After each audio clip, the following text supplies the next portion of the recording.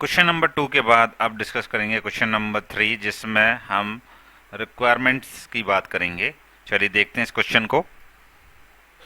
तो ये क्वेश्चन जो है बीएमयू एग्ज़ाम से है और ये एमसीए और एमएससी सीएस फाइनल एग्जामिनेशन में 2024 के अंदर पूछा गया क्वेश्चन है। क्वेश्चन कुछ इस प्रकार है: explain how the collect requirement from and users. तो जो भी यूजर्स हैं उनसे हम इंफॉर्मेशन को कैसे कलेक्ट करते हैं सॉफ्टवेयर इंजीनियरिंग के लिए, सॉफ्टवेयर बनाने के लिए। तो ये क्वेश्चन हम पूरा समझेंगे।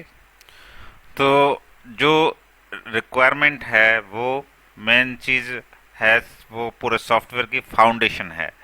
मतलब जब रिक्वायरमेंट आपके पास होंगी तभी आप सॉफ्टवेयर बनाएंगे, और जितनी डिटेल में आपके पास रिक्वायरमेंट होंगी उतना अच्छा आप सॉफ्टवेयर बना पाएंगे। और रिक्वायरमेंट कलेक्ट करने के काफ़ी सारे तरीके हैं सॉफ्टवेयर इंजीनियरिंग के अंदर। तो मैंने लिखा है collecting requirement is the foundation of successful software development. तो अगर आपको सक्सेसफुल सॉफ्टवेयर बनाना है तो उसकी जो फाउंडेशन है, फाउंडेशन क्या है? रिक्वायरमेंट कलेक्ट करने की, वो बढ़िया होनी चाहिए। If requirement are not clear, अगर रिक्वायरमेंट क्लियर ही नहीं है तो द सॉफ्टवेयर विल फेल। तो जो सॉफ्टवेयर आप बना रहे हैं वो फेल होने के पूरे पूरे चांस हैं।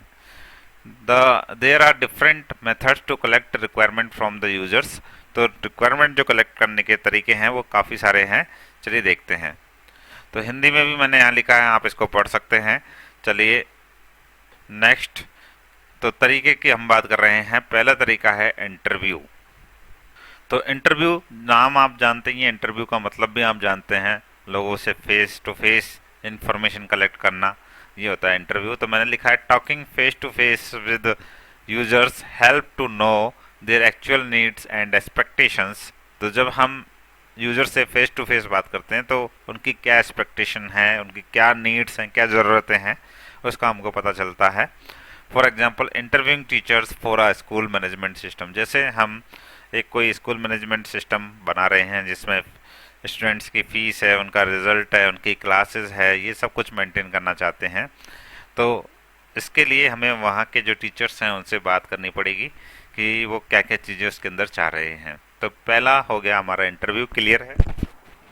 सेकंड तरीका होता है क्वेश्चनरिंग या सर्वेज। क्वेश्चनरिंग और सर्वे का क्या मतलब होता है? क्वेश्चनरीज में हम रिटर्न कुछ फॉर्म वगैरह बनाते हैं और वो यूजर्स को दे देते हैं, तो यूजर्स उसको फिल करके हमें बता देता है। तो ये जो क्वेश्चनरी वाला तरीका है या सर्वे वाला तरीका है, ये जो है अगर यूजर्स काफ़ी ज़्यादा हैं तो इसका इस्तेमाल करना चाहिए।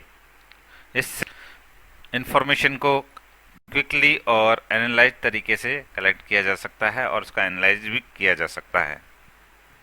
तो नीचे लिखा भी है प्रश्नावली या सर्वे। जब बहुत सारे उपयोगकर्ता हों, जब बहुत सारे यूजर्स हों, तो लिखित फॉर्म से उनकी राय जल्दी और आसानी से हम कलेक्ट कर सकते हैं और उनको आसानी से समझा जा सकता है। नेक्स्ट तरीका होता है ऑब्जर्वेशन। ऑब्जर्वेशन से मतलब है कि हमको जो नज़र आ रहा है, मतलब हम लोकेशन पर जा कर के देखते हैं और हमको पूरे दिन के अंदर उसकी प्रॉब्लम्स को नज़र आ रही है, हालांकि वो बता नहीं पा रहा, लेकिन हमको जो प्रॉब्लम्स नज़र आ रही हैं उनको भी हम एज अ इंफॉर्मेशन कलेक्ट कर सकते हैं। जैसे एक कैशियर है, कैशियर काम करता है तो उसको क्या क्या प्रॉब्लम्स आती है, कैसे भीड़ का सामना करना पड़ता है, कैसे कैश गड़बड़ हो जाता है जब वो रात को या शाम को जाते समय अपना कैलकुलेशन करता है तो कैश उसका गड़बड़ हो जाता है। तो ये चीज़ें, कई चीज़ें हैं जो यूज़र खुद ऑब्जर्वेशन, सॉरी डेवलपर खुद ऑब्जर्व कर सकता है लोकेशन पर जा कर के। तो watching how users work in real life shows hidden needs. तो देखने से जो प्रॉब्लम्स पता चलती हैं यूजर्स की, दैट यूजर्स में नॉट एक्सप्लेन, लेकिन जिनको यूजर्स बता नहीं सकता। तो ये जो समस्या है ये हमको ऑब्जर्वेशन से पता चल जाती हैं यूजर की।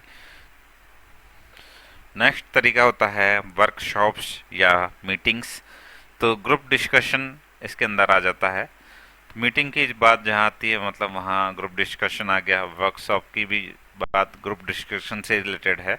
तो group discussion with many stakeholders. Stakeholders बोलते हैं हम यूजर्स को, यानी कि जो जो लोग उस प्रोजेक्ट से जुड़े हुए हैं और जिनको किसी ना किसी तरह से बेनिफिट हो रहा हो, वो स्टेक होल्डर्स कहलाते हैं। तो group discussion with many stakeholders help to solve conflict and reach a common agreement. तो ऐसी प्रॉब्लम्स जो बहुत कॉमन है और उनसे हम ग्रुप डिस्कशन करते हैं लोगों से जा कर के, तो उन कॉन्फ्लिक्ट, उन प्रॉब्लम्स का आपको सॉल्यूशन मिल जाता है। इसलिए वर्क ग्रुप्स, वर्कशॉप्स और मीटिंग्स भी ज़रूरी होती हैं। तो लिखा भी है, कार्यशाला बैठक कई लोगों को एक साथ बैठाकर चर्चा करने से अलग अलग विचारों को मिलाया जा सकता है और सभी की सहमति बनाई जा सकती है। तो ये है वर्कशॉप्स और मीटिंग। नेक्स्ट है प्रोटोटाइपिंग। प्रोटोटाइपिंग भी एक इंफॉर्मेशन गैदर करने का एक टेक्निक हो सकती है, लेकिन प्रोटोटाइपिंग जो है वो एक बार छोटा सा मॉडल बना करके दिखाने के बाद यूजर बताता है कि इसमें क्या क्या चेंज होंगे। तो लिखा है, a small model of software is shown to user. हम एक मॉडल बना करके यूजर को दिखाते हैं। दे गिव फीडबैक, और वो फीडबैक देते हैं, वो बताते हैं कि इसमें क्या कमियां हैं, which help to improve requirement, जो कि हमें फिर उसको हेल्प करने में मदद करती है। नेक्स्ट होता है डॉक्यूमेंट एनालिसिस। तो जो पुराने सॉफ्टवेयर हम बना चुके हैं उनकी रिपोर्ट्स को हम स्टडी करते हैं, एग्जिस्टिंग सिस्टम कैसे काम कर रहा है वहाँ पर उसको देखते हैं, फॉर्म वगैरह बनवाए हैं उनको देखते हैं।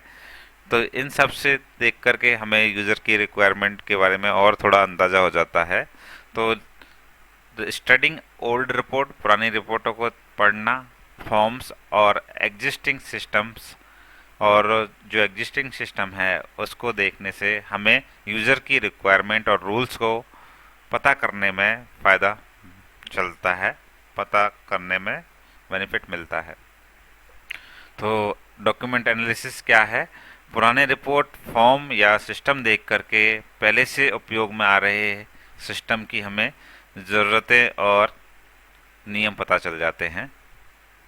अब बात आती है कि हमने यहाँ 6 मेथड्स देखे डॉक्यूमेंट गैदर करने के, डॉक्यूमेंट रिक्वायरमेंट गैदर करने के। तो क्या ये 6 के 6 मेथड यूज़ करने चाहिए? तो ये डिपेंड करता है आपका सॉफ्टवेयर कितना बड़ा है और उसकी क्या आवश्यकताएं हैं। तो उसके अकॉर्डिंग हमें ये इनमें से 6 या तो 6 के 6 यूज करने चाहिए, या 6 में से कोई यूज नहीं भी हो सकता, ऐसा कंपलसरी नहीं है। तो लिखा है मैंने, best practice is to combine these methods, start with interview. तो हमको इन सबको कंबाइन करके चलना चाहिए, यही सबसे बढ़िया तरीका है। और स्टार्ट करना चाहिए इंटरव्यू से एंड डॉक्यूमेंट से। तो इंटरव्यू और डॉक्यूमेंट से स्टार्ट करना चाहिए।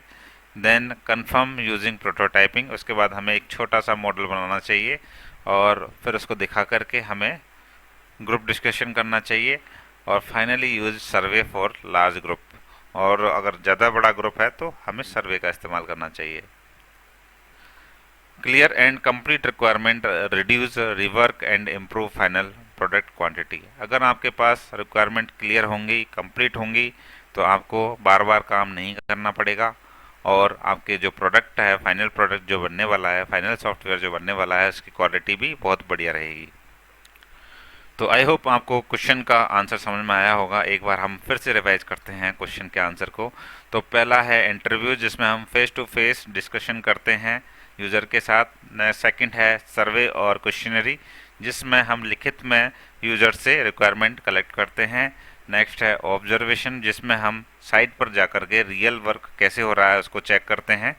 और नेक्स्ट है वर्कशॉप और मीटिंग, जिसमें हम ग्रुप डिस्कशन करके यूज़र्स से मीटिंग करके रिक्वायरमेंट्स को निकालते हैं। नेक्स्ट है प्रोटोटाइपिंग, जिसमें हम छोटा सा मॉडल बना करके यूज़र को दिखाते हैं और उससे फीडबैक लेते हैं। नेक्स्ट है डॉक्यूमेंट एनालिसिस, जो पहले से वहाँ चल रहा है उसको हम स्टडी करते हैं, उसकी रिपोर्ट्स को स्टडी करते हैं। तो ये थे हमारे इन्फॉर्मेशन गैदर करने के तरीके। आई होप आपको याद रहेंगे। Thank you for watching this video.